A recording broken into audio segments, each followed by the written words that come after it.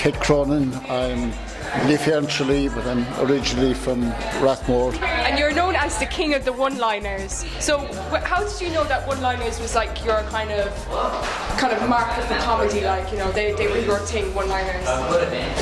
Yeah, I like the quick jokes. I'm not really into the big stories. I like to be jokes all the time, and especially the deadpan kind of stuff.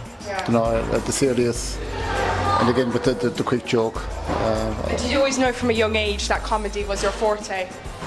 Since I was about 6 months, I was always trying to stand up. Oh my God.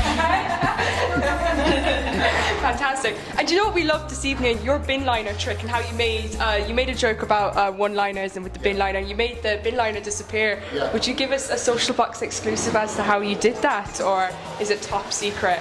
Well, I can make it appear again. Right, okay. Go on, so.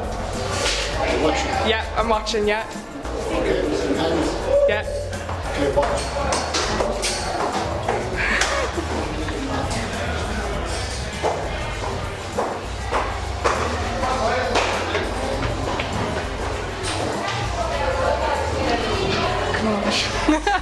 It's amazing.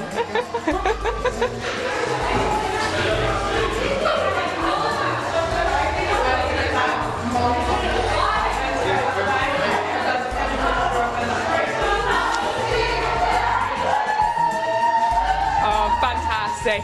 Fantastic. Love it. Yeah.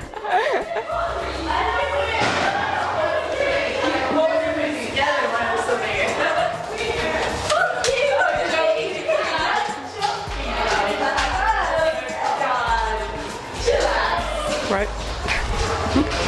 Oh, look at that. Social Box TV exclusive now. You're not just Yeah, you're an all-rounder, like you really are a crowd pleaser. Yeah, exactly. man of many talents. Exactly. My name is Patrick J. O'Shea, otherwise known as Knocknaheeny Hollyhill. Okay, so you're performing here at the KY Comedy Alternative for the Creans Lager presents Abbey and Laughs, the Rose Tralee. How did it go? Fantastic. An audience of about, 2,500. You know, they all just came over from the Dome as soon as, they didn't even wait for the selection of the Rose, they came over here, which was nice. I thought it was nice, And just tell us a bit about your style of comedy. For me, it depends on the audience, it depends on the venue. I'll change style. I do a little bit of Shanachie as well. So I basically never have a clue. Yeah, because you'll see other comedians, they'll spend an hour, 2 hours beforehand just focusing on the show. I never know what I'm going to do until I'm after getting on stage. Yeah. And is there any particular style of comedy that you think goes down the best in all venues that you play? My style. Your style. My style. Yeah. My style, and that's been honest because I've never done a bad gig in Kerry. For me, see, if this was a different setting, if we had an audience, a lot of my act is interacting with the audience. Because I always believe if you bring the audience on board, a good comedian tells a good story, a great comedian brings you on a journey. And if you can bring the audience with you, you can't lose. You can't. So quickly, just tell us how you got into comedy in the first place. Did you always think that you were funny? I worked in the railway, and that was my training ground. But I actually got into comedy through Des Bishop. He did a program, many years ago, Join the Hood, and myself and my son appeared in it, and that's how I got into it.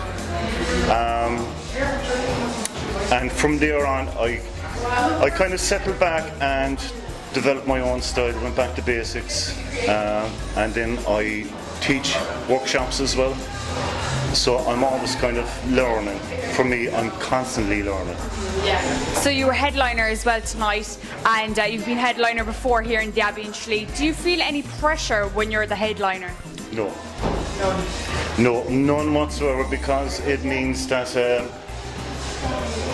I normally get anything from 25 minutes to an hour. So that means I can have fun, I can enjoy it. The headliner is the best, especially if you're traveling. because comedians starting off,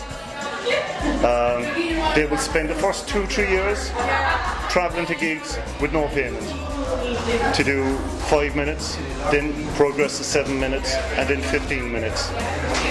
So you're sort of an apprenticeship. And when you get to the stage where you can do 25 minutes to an hour, it's all bluff. And that's what it is, it's just bluff. And just to sum it up, what is your favourite thing about being a comedian? The reason I do it is because I love the sound of the applause. I love interacting with the audience. And when you do a joke and it goes right, a lot of comedians will tell you it's a way of expressing themselves. They're doing it for the art. Bullshit.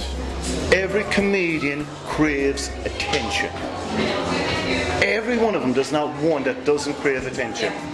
And the only place you can get the attention is with an audience. I'm Seamus Kelly, and for my sins I am the head of the KY Comedy Alternative. And tell us about the mini festival that you had for the Rose of Tralee. Creans Larder very kindly agreed to sponsor a festival, so they gave me an X amount of money and I said I want more, and they went no, that's all you're having. So we went and we got Tom the Bear O'Mahony, better known as Tarquin and Damon Ivor, to come down. We had a night last night which was Monday, which was called Blue Monday, which was a lot ruder and a lot cruder. And tonight we had an alternative rose, and because Tralee men seem to only want to dress up at home and not in front of a studio audience or a public audience, we decided to crown one of our comedians an alternative rose. So we did, and we have our winner. And let us introduce our winner, the brilliant comedian. Hail there, lads. Here's your sash. Wow. Hand written, drawn by your friends. It's DIY around here. Now I know most roses Tralees get Newbridge cutlery and all that type of stuff, but we decided to do things differently. So there's a guy upstairs, and he's going to basically step this to your back while you carry it around the country for the year. So you go have a chat with the girls, and congratulations. Keep me.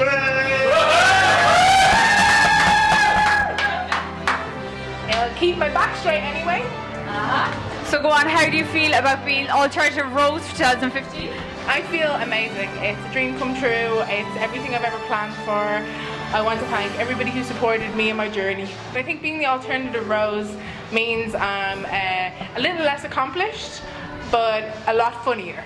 I want to say that I'm thrilled to have taken part. I'm thrilled to have been asked. I'm looking forward to having my pint of Creans, and bring on next year. I'm going to be competing again.